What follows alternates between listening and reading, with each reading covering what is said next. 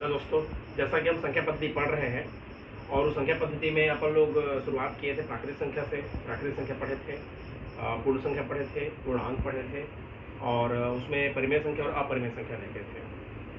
तो देखिए, मैं यहाँ पर कोशिश ये कर रहा हूँ कि जो टॉपिक से व्यापम हो या पीएससी में हो, मैथ से अगर कहीं क्वेश्चन आ रहे हैं तो वो जो क्वेश्चन है, अगर कहीं मान लो जो टॉपिक सबसे इम्पॉर्टेंट है, जहाँ से क्वेश्चन हमेशा आते हैं और आने के चांस फ्यूचर में भी हैं, तो उस टॉपिक को मैं थोड़ा सा क्या करूँगा, डिटेल में पढ़ाने की कोशिश करूँगा। तो आइए हम पढ़ते हैं। जैसे अपन लोग पढ़ चुके हैं, इससे पहले प्राकृतिक संख्या से शुरुआत किए थे, प्राकृतिक संख्या पढ़ चुके हैं। अपन लोग पूर्ण संख्या पढ़ चुके हैं, पूर्णांक पढ़ चुके हैं, वास्तविक संख्या पढ़ चुके हैं, ठीक है, परिमेय संख्या पढ़ चुके हैं और अपरिमेय संख्या पढ़ चुके हैं। उसके बाद का मैं आज पढ़ा रहा हूँ आपको संख्या पद्धति का जो इम्पोर्टेंट टॉपिक है, अभाज्य संख्या, जिसको प्राइम नंबर भी बोलते हैं। अभाज्य संख्या बहुत इंपॉर्टेंट टॉपिक है क्योंकि पेपर में हमेशा यहाँ से क्वेश्चन आते रहते हैं। कैसे आते हैं तो देखते हैं। सबसे पहले अभाज्य संख्या किसको बोलते हैं, ये अपने को जानना बहुत जरूरी है। जो संख्याएं स्वयं एवं एक के अतिरिक्त अन्य किसी से भी विभाजित नहीं होती, ठीक है, जो संख्याएं स्वयं एवं एक के अतिरिक्त अन्य किसी से भी विभाजित नहीं होती, वह संख्या क्या कहलाती है, अभाज्य संख्या कहलाती है। कहने का मतलब ये है यहाँ पर, जैसे एक उदाहरण से अगर हम शुरुआत करें तो जैसे 2 है, 3 है, 5 है, 7 है। कैसे यहाँ पर इस परिभाषा को सेटिस्फाई कर रहे हैं उदाहरण जो है, तो दो को अगर हम लें तो 2 जो है सिर्फ 2 के पहाड़े में ही 2 आता है और 1 के पहाड़े में 2 आता है। यहाँ पर कहने का मतलब वही है कि जो संख्याएं स्वयं और 1 के अतिरिक्त अन्य किसी भी से विभाजित नहीं होती, ठीक है, तो संख्याएं कहलाती है भाज्य संख्याएं। जैसे यहाँ पर मैंने बताया 2 है, तो 2 के साथ क्या है यहाँ पर 3, 3 के बाद क्या है 5।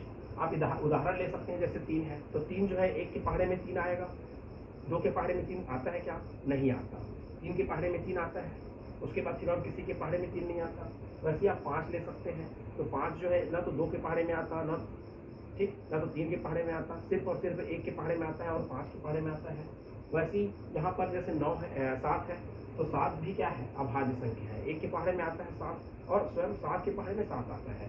अब जैसे मैं ले रहा था 9 की बात कर रहा था, जैसे मान लो 9 ले अपन थोड़ी देर के लिए, तो 9 जो है 1 के पहाड़े में 9 आता है, 3 के पहाड़े में भी 9 आता है और 9 के पहाड़े में भी आता है। परंतु हमारे पास परिभाषा का कहने का मतलब यहाँ पर क्या है कि जो संख्या स्वयं और 1 के अतिरिक्त, तो यहाँ पर 1 तो 1 से तो डिवाइड होगा बिल्कुल 9 से भी डिवाइड होगा, परंतु 3 से भी डिवाइड हो रहा है यहाँ पर, इसलिए जो है अभाज्य संख्या नहीं होगी, ठीक है। तो अभाज्य संख्या का सिंपल सा परिभाषा है, जो संख्याएं 1 से और स्वयं से विभाजित हो जाए तो वो संख्याएं अभाज्य संख्या कहलाती है, ठीक है। स्वयं से और 1 से विभाजित होना चाहिए और किसी भी संख्या से विभाजित नहीं होना चाहिए, ठीक। तो यहाँ से क्वेश्चन कैसे आते हैं, ये सबसे बड़ी इंपॉर्टेंट बात है। एक तो पहला चीज होता है, आता है यहाँ पर 1 से 100 के बीच अभाज्य संख्या है, तो आप गिन सकते हैं 1 से 100 के बीच। यहाँ पर मैंने चार्ट बनाया है, 2 से लेके 1 से 100 के बीच में अभाज्य संख्या है। लगभग मैंने 1 से 200 के बीच में अभाज्य संख्या बताया है फिलहाल के लिए, या 2, ठीक है। तो यहाँ पर 1 से 100 के बीच में अभाज्य संख्याओं की जो संख्या होती है ना, गिनती में अगर हम देखें तो 25 होती है। वैसे ही 1 से 200 के बीच अभाज्य संख्या अगर हम गिनती में जाए तो 46 होती है या 46 होती है, ठीक है। अब सवाल कई बार पेपर में यहाँ से क्वेश्चन आ चुका है व्यापक से, यहाँ से भी आ चुका है, यहाँ से नहीं आया है, तो आने वाले समय में यहाँ से क्वेश्चन आने का बनता है, इसलिए मैं इसको क्या किया हूँ, सबमिट किया हूँ, ठीक है। तो यहाँ पर क्या होगा, सबसे छोटी अभाज्य संख्या 2 होती है, देख लीजिए। अब अभाज्य संख्या की मैं यहाँ पर थोड़ा सा डिटेल में ये भी बताया है कि इस अभाज्य संख्या की खासियत क्या होती है या गुण उसके। तो 2, 0 और 1 अभाज्य संख्या नहीं होती, याद रखिएगा। जैसे दिमाग में आता है कि 0 अभाज्य संख्या है क्या, तो बिल्कुल नहीं है अभाज्य संख्या। 1 है क्या, वो भी नहीं है अभाज्य संख्या, ठीक, याद रखिएगा। क्योंकि 1 जो सिर्फ 1 ही के पहाड़े में आ रहा है और किसी भी के पहाड़े में 1 कहाँ आ रहा है, ठीक है। वैसे 2 को छोड़कर सभी अभाज्य संख्याएं विषम होती है, ये एक खासियत है इसमें, ठीक है। अभाज्य संख्या के गुण में ये एक सबसे बड़ा खासियत ये है कि 2 को छोड़कर सभी अभाज्य संख्या क्या होती है, विषम होती है। तो अभाज्य संख्या से क्वेश्चन कितना बार, कम से कम व्यापक में 2 बार 3 बार हर एग्जाम में आए हुए हैं, तो याद रखना पड़ेगा इसमें। अब ये चार्ट को आपको याद रखना पड़ेगा, 2 से लेकर पूरा कहाँ तक मैंने लिखा, 229 तक, मतलब लगभग मेरे को बताना तो 200 के बीच तक, फिर भी मैंने कोशिश किया 200 से थोड़ा सा कुछ ज़्यादा, ठीक है। तो यहाँ पर 2 से अगर हम शुरुआत करें तो 2, 3, 5, 7, 11, 13, 17, 19, 23, 29, 31, 37, 41, 42, 47, 53, 59, 61, 67, 71, 73, 79, फिर 83, 89, फिर 97, 101, 103, 107, 109, 113, फिर 127, 131, 137, 139, 149, 151, 157, 163, फिर 167, 173, 179, 181, फिर 191, फिर 193, फिर 197, फिर 199। ये जो है एक लगभग 1 से 200 के बीच में अभाज्य संख्याएं हैं। अब आगे आप और ले सकते हैं, जो 1 से कहना 1 से 200 के बीच अभाज्य संख्या 46 है, आप काउंट कर सकते हैं, ये एक्स्ट्रा है। ठीक है, तो अभाज्य संख्या इस टाइप से आते हैं क्वेश्चन यहाँ से, तो आप बिल्कुल इसको अगर आप नोट करके रखें, आप अपने कॉपी में या ध्यान में रखें, स्मृति में रखें, तो बिल्कुल आपसे अभाज्य संख्या क्या हो सकता है, बन सकता है। एकदम इंपॉर्टेंट है अभाज्य संख्याएं। ठीक, उसके बाद फिर हम देखेंगे सहभाज्य संख्या। सहभाज्य संख्या किसको बोलेंगे? सहभाज्य संख्या बताने से पहले मैं कोशिश कर देता हूँ भाज्य संख्या। अभाज्य और भाज्य दोनों में लगभग थोड़ा सा अंतर रहता है। अंतर क्या है? जो संख्याएं स्वयं एवं एक के अतिरिक्त अन्य संख्याओं से विभाज्य हो, भाज्य संख्या कहलाती है। जो संख्याएं स्वयं एवं एक के अतिरिक्त अन्य संख्याओं से क्या होगी, विभाज्य होगी। ठीक है, कैसे? अब जैसे अभाज्य संख्या में क्या था परिभाषा, जो संख्याएं एक से और एक के अतिरिक्त जो संख्या है उसी से विभाज्य होता था। परंतु यहाँ पर क्या है, भाज्य संख्याओं में ऐसा नहीं है। भाज्य संख्या में एक के पहाड़े में भी 4 आएगा, 2 के पहाड़े में भी 4 आ रहा है, और स्वयं 4 के पहाड़े में भी 4 आ रहा है। वैसे यहाँ पर जैसे 6 है तो 1 के पहाड़े में भी 6 आ रहा है, वैसी 2 के पहाड़े में भी 6 आता है, 3 के पहाड़े में भी 6 आता है, और स्वयं 6 के पहाड़े में भी 6 आता है। वैसी 8 है, वैसी 9 है। मतलब इन लोग भाज्य संख्या है।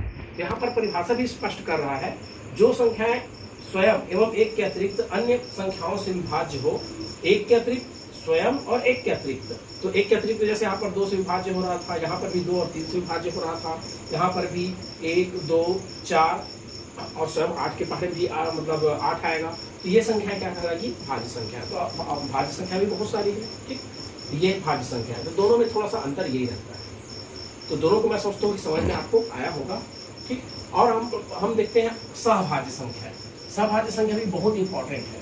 जैसे अभाज्य संख्या इंपॉर्टेंट है, वैसी सहभाज्य संख्या भी बहुत इंपॉर्टेंट है। कैसे इंपॉर्टेंट है तो देखिए, सहभाज्य संख्याएं उन संख्याओं को कहा जाता है जिनका उभयनिष्ठ गुणनखंड केवल 1 हो।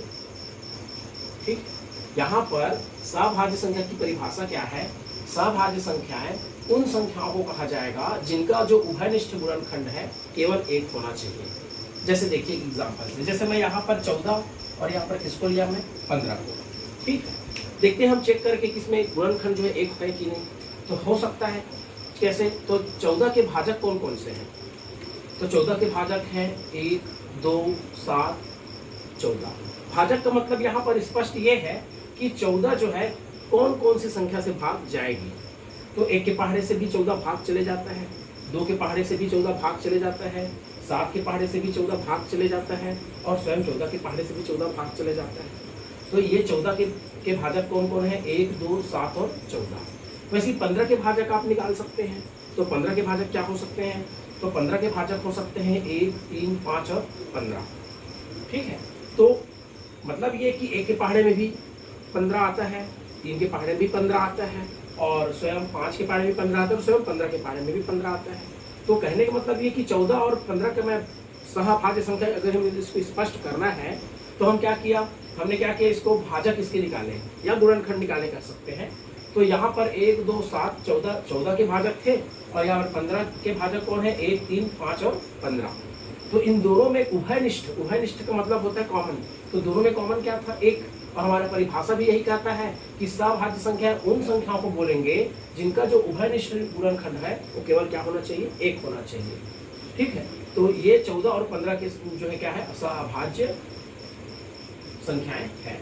ठीक है, अब यहाँ पर मैंने नोट लिखा है कि यह आवश्यक नहीं है कि सहभाज्य संख्याओं में दोनों संख्याएं अभाज्य ही हो।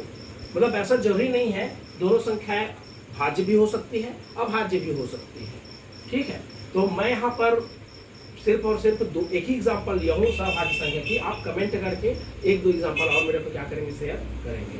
दो भाज्य संख्या भी सहभाज्य संख्या हो सकती है, ठीक है। मतलब ऐसा जरूरी नहीं है कि सहभाज्य के लिए अभाज्य संख्या ही हो, दो ठोक भाज्य संख्या भी, जैसे यहाँ पर दोनों एग्जांपल जो है वैसे भाज्य संख्याओं का ही है, क्योंकि भाज्य संख्या क्या है 14 है, 15 भी क्या है, वो भी भाज्य संख्या, अभाज्य नहीं है, ठीक है। तो ये इसका सबसे बेस्ट क्या है, एग्जाम्पल है, ठीक। तो ये हो गया आपका सह अभाज्य संख्या और भाज्य संख्या, और हमने जाना अभाज्य संख्या के बारे में। तीनों अपने अपने जगह में बहुत इंपॉर्टेंट है, परंतु अभाज्य संख्या से पेपर में हर बार आया है, इसलिए मैं इसको थोड़ा सा क्या किया, हल्का सा डिटेल में समझाने का प्रयास किया। अब हम देखते हैं सम संख्या और विषम संख्या। ये आप बचपन से पढ़ते आए होंगे, सम संख्या विषम संख्या स्कूल स्तर पे, ठीक है। सम संख्या का मतलब इवन नंबर, किसको बोलेंगे सम संख्या, आप सबको पता होगा, 2 से विभाजित होने वाली सभी संख्याएं सम संख्या कहलाती है। जो संख्या 2 से विभाजित हो रही है वो संख्या सम संख्या कहलाएगी, ठीक। एग्जाम्पल जैसे मैंने लिया 2, 4, 6, 8 या जितने भी 2 की जो पहाड़े हैं या 2 से जो क्या हो जाएंगे, कट जाएंगे, वो सभी क्या है 2 सम संख्या कहलाएंगे, ठीक है।